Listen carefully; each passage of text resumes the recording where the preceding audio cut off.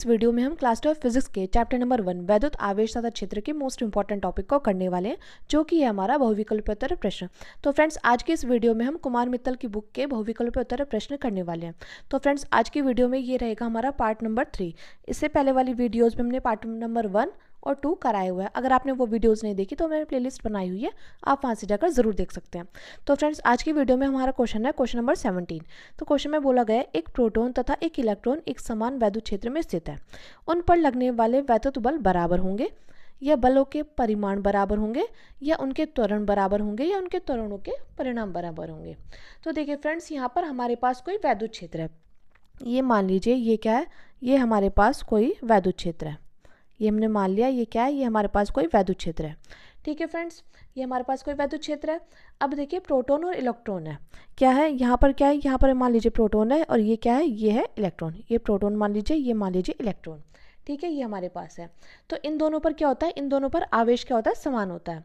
Proton पर क्या होता है, इस प्रोटॉन पर होता है धनावेश, और इलेक्ट्रॉन पर क्या होता है, इलेक्ट्रॉन पर होता है ऋणावेश, और प्रोटॉन पर क्या होता है, प्रोटॉन पर होता है प्लस आवेश, यानी कि धनावेश। ठीक है फ्रेंड्स, अब इस प्रोटॉन पर जो बल कार्य करेगा वो कार्य करेगा वैद्युत क्षेत्र की दिशा में, यानी कि इस और बल कार्य करेगा।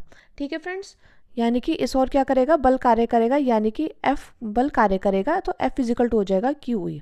अब देखिए जो इलेक्ट्रॉन है, अब जो इलेक्ट्रॉन की दिशा में जो बल कार्य करेगा वो कार्य करेगा विपरीत दिशा में, यानी कि इस ओर। ठीक है फ्रेंड्स, यहाँ पर बल कार्य करेगा। ठीक है, तो यहाँ पर देखिए, यहाँ पर जो दोनों बलों का जो परिमाण है वो बराबर है, बस दिशा में ही अंतर है। तो देखिए यहाँ पर लिख लेते हैं, यहाँ पर लिख लेते हैं दोनों बलों का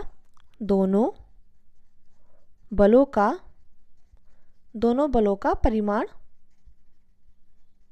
दोनों बलों का परिमाण बराबर है, परंतु दिशा अलग अलग है, दिशा अलग अलग है। मैं उम्मीद करती हूँ फ्रेंड्स आपको इतना अच्छे समझ में आ गया होगा, क्योंकि देखिए यहाँ पर हमने एक वैद्युत क्षेत्र लिया, इस पर है प्रोटॉन और इस पर इलेक्ट्रॉन। प्रोटॉन पर धनावेश होता है, इलेक्ट्रॉन पर होता है ऋणावेश। तो देखिए जो वैद्युत क्षेत्र में जो बल कार्य करेगा वो करेगा, जो बल कार्य करेगा प्रोटॉन पर वो करेगा इस ओर, और जो इलेक्ट्रॉन पर जो बल कार्य करेगा वो करेगा विपरीत दिशा में। ठीक है फ्रेंड्स, मैं उम्मीद करती हूँ आपको इतना अच्छे समझ में आ गया होगा। तो देखिए ऑप्शन में बोला गया है कि उन पर लगने वाले वैद्युत बल बराबर होंगे या बलों के परिमाण बराबर होंगे। तो देखिए फ्रेंड्स, बलों के जो है परिमाण बराबर होंगे, पर दिशा क्या हो, अलग अलग होगी, यानी कि 17 का बी बिल्कुल सही हो जाएगा। अब देखिए अगला क्वेश्चन हमारा, एक अल्फा कण 15 × 10⁴ न्यूटन प्रति कूलाम के वैद्युत क्षेत्र में स्थित है। तो उस पर लगने वाले बल का मान होगा 4.8 × 10⁻⁻4 न्यूटन होगा, या 4.8 × 10⁻−10 न्यूटन होगा, या 8.4 × 10⁻14 न्यूटन होगा, या 8.4 × 10⁻10 न्यूटन होगा। तो देखिए बात करते हैं अल्फा कण पर आवेश की। तो यहाँ पर लिख लेते हैं अल्फा कण पर आवेश, अल्फा कण पर आवेश। तो देखिए बात करें क्यू की, तो ये होता है हमारा 3.2 × 10⁻−19 कूलाम की। ठीक है फ्रेंड्स, और यहाँ पर हमें क्या दिया गया है, वैद्युत क्षेत्र में स्थित है, क्या E इजिकल टू की वैल्यू की दी गई है 15 × 10⁴ न्यूटन प्रति कूलाम। अब हमें यहाँ पर क्या निकालना है, हमें निकालना है कि उस पर लगने वाले बल का मान होगा, तो हमें उस पर लगने वाले बल का मान निकालना है। तो हम जानते हैं हमारा सूत्र है F इजिकल टू QE। क्या सूत्र है, F इजिकल टू QE। तो Q की वैल्यू कितनी है, 3.2 × 10⁻−19, और बात करें E की वैल्यू है 15 × 10⁴। अब देखिए 15 और 3.2 की मल्टीप्लाई करेंगे तो कितना आ जाएगा, तो जब हम इसकी मल्टीप्लाई करेंगे ये आ जाएगा 48.0। ठीक है, ये आ जाएगा। और देखिए यहाँ पर है -19 और ये है +4, तो कितना आ जाएगा, ये आ जाएगा हमारा -15, क्योंकि माइनस प्लस होते हैं माइनस, और जो साइन आएगा वो आएगा बड़ी डिजिट का। ठीक है फ्रेंड्स, अब देखिए हम क्या करेंगे, हम पॉइंट को यहाँ पर ले आएंगे। तो जब हम यहाँ पर पॉइंट को लाएंगे तो फिर यहाँ पर क्या हो जाएगा, 4.8 × 10 × 10⁻−15। अब देखिए मान लीजिए ये है पावर 1, अब -15 में से +1 जाएगा तो कितना बचेगा, ये बचेगा -14, यानी कि यहाँ पर हो जाएगा हमारा 4.8 × 10⁻14 न्यूटन। ठीक है फ्रेंड्स, क्योंकि बल का जो मात्रक होता है वो होता है न्यूटन। तो 4.8 × 10⁻14 न्यूटन कहाँ पर है, तो देखते हैं। तो देखिए एक ऑप्शन बिल्कुल सही हो जाएगा, मैं उम्मीद करती हूँ फ्रेंड्स आपको अच्छे समझ में आ गया होगा। अब देखिए अगला क्वेश्चन है हमारा। तो देखिए अगला क्वेश्चन है 19। तो क्वेश्चन में बोला गया उस वैद्युत क्षेत्र की तीव्रता जो 10⁻⁻⁴ सेंटीमीटर त्रिज्या वाली जल की बूंद को जिस पर इलेक्ट्रॉन का आवेश है वायु में स्थिर लटका सके होगी तो कितनी होगी? 2.62 गुणा 10⁻³ न्यूटन प्रति कूलाम, या 2.62 गुणा 10⁻⁴ न्यूटन प्रति कूलाम, या 2.62 गुणा 10⁻⁵ न्यूटन प्रति कूलाम, या 2.62 गुणा 10�6 न्यूटन प्रति कूलाम। तो देखिए फ्रेंड्स इसी प्रकार का क्वेश्चन हमने पहले भी किया था। वहाँ पर हमें तेल की बूंद कहा गया था, लेकिन यहाँ पर हमें बोला गया जल की बूंद। मान लीजिए ये क्या है, ये एक जल की बूंद है। ठीक है फ्रेंड्स, जल की बूंद ये क्या है, ये हमारी एक जल की बूंद है, जल की बूंद है। ठीक है, ये जल की बूंद है। तो इसके नीचे क्या कर रहा है, इसके नीचे बल कार्य कर रहा है mg। ठीक है फ्रेंड्स, तो जल की बूंद नीचे ना गिर सके इसके लिए जितना बल क्या करेगा, जितना बल नीचे लगेगा उतना ही बल हम क्या करेंगे, ऊपर लगा देंगे। जितना बल नीचे लगेगा उतना ही बल क्या कर देंगे, ऊपर लगा देंगे। तो ऊपर वाला बल नीचे वाले बल को क्या कर देगा, कैंसिल कर देगा। यानी कि नीचे खींचने वाला कोई भी बल ही नहीं रहेगा। तो तेल की जो जल की जो बूंद है वो क्या कर होगी, वो स्थिर लटकी रहेगी। जो जल की बूंद है वो क्या होगी, वो हमारी स्थिर लटकी रहेगी। मैं उम्मीद करती हूँ आपको इतना अच्छे समझ में आ गया होगा। देखिए जल की बूंद थी, जल की बूंद के नीचे क्या कर रहा है, एक बल कार्य कर रहा है। ठीक है फ्रेंड्स, तो जल की बूंद नीचे ना गिर सके इसके लिए हम क्या करेंगे, जितना बल नीचे लग रहा है उतना ही बल हम क्या कर देंगे, ऊपर लगा देंगे। तो ऊपर वाला बल नीचे वाले बल को क्या कर देगा, कैंसिल कर देगा, और नीचे खींचने वाला कोई बल रहेगा ही नहीं। तो जल की बूंद क्या करेगी, स्थिर लटकी रहेगी। तो अब हमें यहाँ पर क्या करना है, हमें यहाँ पर करना है संतुलन की अवस्था में, संतुलन की अवस्था में। ठीक है फ्रेंड्स, हमें करना है संतुलन की अवस्था में, और F इक्वल टू होगा QE। F इजिकल टू क्या होगा, F इजिकल टू होगा QE के। तो हम यहाँ पर करेंगे QE इजिकल टू mg। अब हमें क्वेश्चन में क्या निकालना है, क्वेश्चन में निकालना है हमें, क्वेश्चन में किसकी वैल्यू निकालनी है, हमें निकालनी है E की वैल्यू। यहाँ पर बोला गया ना उस वैद्युत क्षेत्र की तीव्रता, तो हमें E की वैल्यू निकालनी है। तो हम करेंगे E is equal to mg upon में Q। ठीक है फ्रेंड्स, देखिए यहाँ पर हमें क्या दिया गया है, यहाँ पर हमें द्रव्यमान नहीं दिया गया। द्रव्यमान किसके बराबर होता है, आयतन इंटू घनत्व के, किसके, आयतन इंटू घनत्व के बराबर होता है। ये तो हम लोग जानते हैं। तो हम चाहे तो m की जगह लिख सकते हैं v इंटू डी। और देखिए चूंकि जल की बूंद क्या होती है, गोलाकार होती है, तो गोले का आयतन कितना होता है, चूंकि जल की बूंद गोलाकार, चूंकि जल की बूंद गोलाकार होती है, अतः गोले का आयतन होगा हमारा v is equal to 4/3 pi r की क्यूब। और बात करें जल का जो घनत्व होगा, जल का घनत्व कितना होता है, जल का घनत्व होता है हमारा, जल का घनत्व यानी कि d की जो वैल्यू होती है वो होती है 10⁻³ किलोग्राम प्रति मीटर की क्यूब। ठीक है फ्रेंड्स, तो हम क्या करेंगे, हम यहाँ पर लिख देंगे E इजिकल टू, m की जगह लिख देंगे v इंटू डी, वी की वैल्यू और d की वैल्यू लिख देंगे। तो यहाँ पर आ जाएगा 4/3 पाई r की क्यूब इंटू डी इंटू में g अपॉन में क्या आ जाएगा, अपॉन में आ जाएगा q। तो q इजिकल टू क्या होता है, q इजिकल टू होता है Ne के बराबर। यहाँ पर इलेक्ट्रॉन कितने हैं, एक है, तो इस पर मूल आवेश हो जाएगा 1.6 इंटू 10⁻⁻19। ठीक है फ्रेंड्स, तो हम क्या करेंगे, अब हम वैल्यूज़ यहाँ पर पुट कर देंगे। तो E इजिकल टू हो जाएगा हमारा 4/3 पाई। अब यहाँ पर क्या है, यहाँ पर हमें त्रिज्या कितनी दी गई थी, 10⁻⁴ सेंटीमीटर दी गई है। तो हम क्या करेंगे, हम 4 सेंटीमीटर दी गई ना, हम इसको कर देंगे मीटर में चेंज, तो 10⁻⁻2 से भी गुणा कर देंगे। अब इसकी आ जाएगी क्यूब। और देखिए डी की वैल्यू कितनी थी, डी की वैल्यू थी 10⁻3, और जी की वैल्यू कितनी होती है, जी की वैल्यू होती है 9.8, या हम चाहे तो इसको 10 भी लिख सकते हैं। और देखिए क्यू की वैल्यू कितनी होती है, ये होती है 1.6 इंटू 10⁻⁻19। ठीक है फ्रेंड्स, मैं उम्मीद करती हूँ आपको अच्छे से समझ में आ रहा होगा।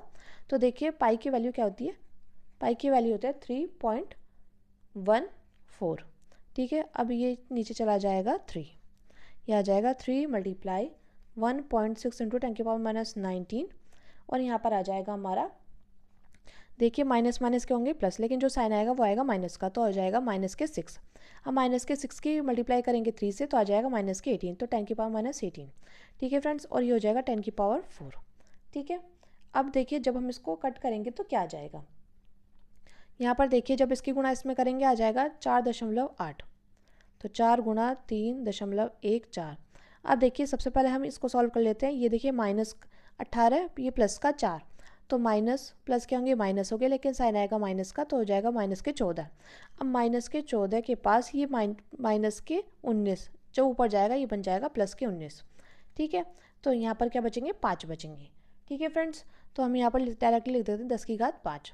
ठीक है, और यहाँ पर आ जाएगा 4.8, तो यहाँ पर 4 एकम 4, 4 एकम 4, 4 ये आ जाएगा। इस पॉइंट से ये पॉइंट क्या हो जाएगा, कैंसिल हो जाएगा। तो जब हम इसको सॉल्व करेंगे तो कितना आ जाएगा, ये आ जाएगा हमारा 2.62 गुना 10⁵5 न्यूटन प्रति कूलम, यानी कि इस क्वेश्चन का राइट आंसर आ जाएगा 2.62 गुना 10⁵5 न्यूटन प्रति कूलम। तो अब देखते हैं हमारा कौन सा राइट आंसर हो जाएगा। तो ये हमारा ऑप्शन नंबर सी बिल्कुल सही हो जाएगा। मैं उम्मीद करती हूँ फ्रेंड्स आपको ये क्वेश्चन अच्छे से समझ में आ गया होगा। अब देखिए अगला क्वेश्चन हमारा 20। यहाँ पर बोला गया है दूरी r पर स्थित दो बिंदु आवेश +q तथा -q के बीच बल F है। यदि एक आवेश स्थिर हो, दूसरा उसके चारों ओर r त्रिज्या के एक वृत्त में चक्कर काटे तो कार्य होगा। FR होगा या F = 2πr होगा या F/2πr होगा या 0 होगा। तो देखिए फ्रेंड्स यहाँ पर बोला गया है दो बिंदु आवेश है। ठीक है फ्रेंड्स, यहाँ पर हमें बोला गया है क्या है, यहाँ पर दो बिंदु आवेश है। ठीक है, ये है +q और ये क्या है, ये है -q।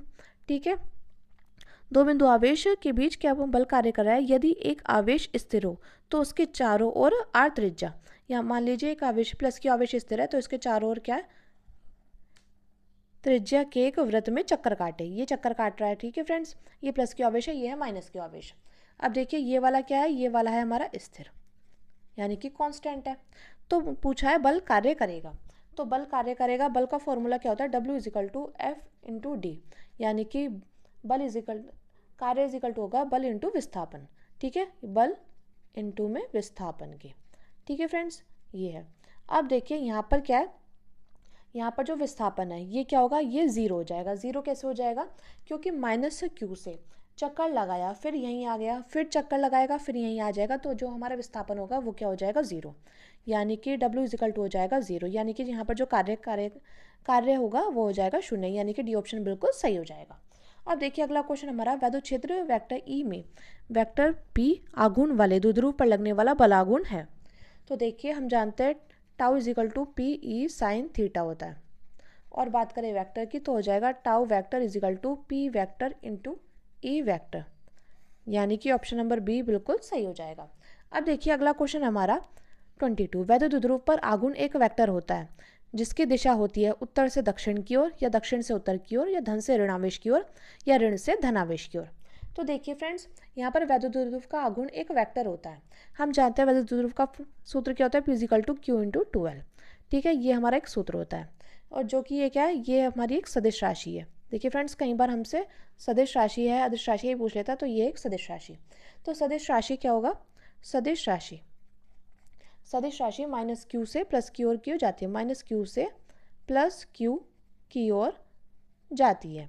ठीक है, की ओर जाती है। तो बात करें दिशा की, दिशा क्या होगी, -q से प्लस q आवेश की ओर क्या हो जाएगी, दिशा क्या हो जाएगी, तो दिशा हो जाएगी -q से प्लस q से प्लस q आवेश की ओर, यानी कि ऋण से धन आवेश की ओर, यानी कि ऑप्शन नंबर डी बिल्कुल सही हो जाएगा।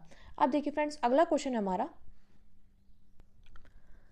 क्वेश्चन हमारा 5 कूलम आवेश के दो बराबर तथा विपरीत आवेशों के बीच की 5 सेंटीमीटर दूरी है। इसका वैद्युत द्विध्रुव आघूर्ण है।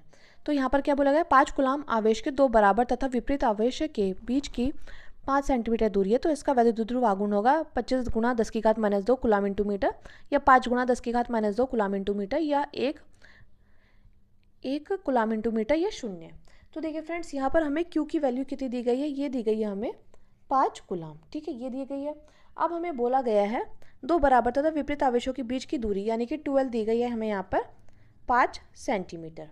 ठीक है, अब सेंटीमीटर को हम क्या करेंगे, हम यहाँ पर मीटर में चेंज करेंगे, तो 10⁻² से गुणा कर देंगे।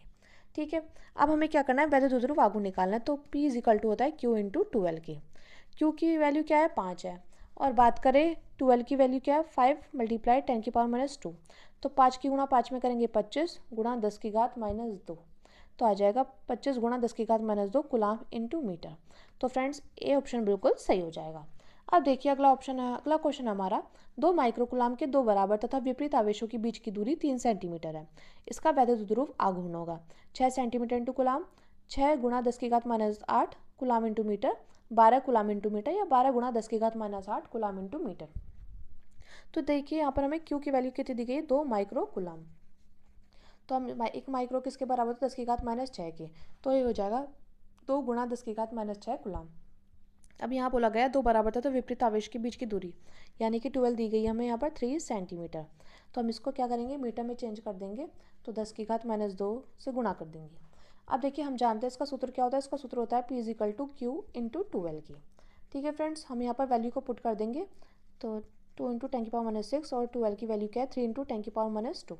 2 की गुणा 3 में करेंगे 6 और 10 की घात माइनस 6 और 10 की घात माइनस 2 हो जाएगा 8 माइनस के 8 कूलाम इंटू मीटर। तो 6 गुणा 10 की घात माइनस 8 कूलाम इंटू मीटर यानी कि बी ऑप्शन बिल्कुल सही हो जाएगा। अब देखिए अगला क्वेश्चन हमारा एक बिंदु आवेश पर वैद्युत ध्रुव के कारण लगने वाला बल निर्भर करता है। तो F की घात F समानुपाती R के 1/R के, F समानुपाती 1/R स्क्वायर के, F समानुपाती 1/R क्यूब के, F समानुपाती R4 के। तो फ्रेंड्स एक बिंदु पर वैद्युत ध्रुव के कारण लगने वाला बल निर्भर करता है F समानुपाती है 1/R क्यूब के, यानी कि F समानुपाती R क्यूब के। अब देखिए अगला क्वेश्चन हमारा, तो देखिए फ्रेंड्स अगला क्वेश्चन हमारा 26। तो इसमें हमसे बोला गया है निम्नलिखित में से कौन सी राशि व्युत्क्रम वर्ग का पालन नहीं करती। एक बिंदु आवेश के कारण वैद्युत क्षेत्र की तीव्रता या एक वैद्युत ध्रुव के कारण दूरस्थ बिंदु पर वैद्युत क्षेत्र की तीव्रता, या ऑप्शन नंबर सी है एक वैद्युत ध्रुव के कारण अक्षय स्थिति में वैद्युत दूरस्थ बिंदु पर वैद्युत विभव, या एक आवेशित गोले के कारण गोले के बाहर किसी बिंदु पर वैद्युत क्षेत्र की तीव्रता। तो देखिए व्युत्क्रम वर्ग नियम यानी कि क्या 1/R स्क्वायर के नियम का पालन नहीं करती। तो E इजिकल टू क्या होता है एक बिंदु आवेश पर वैद्युत, एक बिंदु आवेश के कारण वैद्युत क्षेत्र की तीव्रता, तो वो हो जाएगा E is equal to 1/4 pi Q/R square के। तो ये तो करती है, तो कौन सी नहीं करती, तो ये वाली नहीं करेगी। एक वैद्युत ध्रुव के कारण दूरस्थ बिंदु पर वैद्युत क्षेत्र की तीव्रता। तो देखिए अक्षय स्थिति और निरक्षय स्थिति में क्या करती है, बात करें अक्षय की, अक्षय और निरक्षय। ठीक है, अक्षय की क्या करेगी, अक्षय की करती है E is equal to 1/4 pi epsilon not 2p upon में R की क्यूब के। और बात करें निरक्षय की, निरक्षय की करेगी 1/4 pi epsilon not p upon R cube के, यानी कि ऑप्शन नंबर बी बिल्कुल सही हो जाएगा। अब देखिए फ्रेंड्स अगला क्वेश्चन हमारा इलेक्ट्रॉन पर आवेश एवं द्रव्यमान का अनुपात होगा। तो हमें इनमें ऑप्शन में से बताना है कि अनुपात कौन सा होगा। तो देखिए हम जानते हैं इलेक्ट्रॉन पर जो आवेश होता है, इलेक्ट्रॉन पर आवेश, इलेक्ट्रॉन पर आवेश कितना होता है, तो ये होता है हमारा 1.6 गुणा 10 की घात माइनस 19 कूलाम के। अब इलेक्ट्रॉन पर द्रव्यमान कितना होता है, इलेक्ट्रॉन पर द्रव्यमान, इलेक्ट्रॉन पर द्रव्यमान होता है हमारा 9 गुणा 10 की घात माइनस 31 किलोग्राम के। यहाँ पर हमसे बोला गया आवेश एवं द्रव्यमान का अनुपात होगा, तो Q/M कितना होगा, तो Q/M कितना होगा, ये देखिए ये हो जाएगा 1.6 इंटू 10 की पावर माइनस 19 और ये हो जाएगा हमारा 9 इंटू 10 की पावर माइनस 31। ठीक है फ्रेंड्स, तो यहाँ पर देखिए यहाँ पर एक पॉइंट हटाएंगे तो एक ज़ीरो बढ़ जाएगी। अब देखिए यहाँ पर आ जाएगा 16 बटे में 90 और देखिए यह 10 की घात माइनस 19 और देखिए नीचे है 10 की घात माइनस 31, तो ऊपर जाएगा ये बन जाएगा प्लस का। ठीक है फ्रेंड्स, अब देखिए जब ये इससे जाएगा कितनी बार में जाएगा, 2 अट्ठे 16, 2 चौके 8, 2 पंजे 10, 8 बटे 45। ठीक है फ्रेंड्स, तो यहाँ पर क्या बचेगा 8 बटे 45 गुणा 10 की घात कितनी बचेगी, 10 की घात बचेगी 12।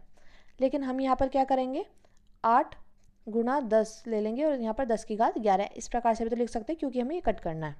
ठीक है फ्रेंड्स, तो देखिए यहाँ पर ये क्या हो जाएगा, ये बन जाएगा 80, तो 80 अपॉन 45 और गुणा 10 की घात 11। तो जब हम इसको इससे काटेंगे तो कितना जाएगा 1.77 गुणा 10 की घात 11 कूलाम प्रति केजी।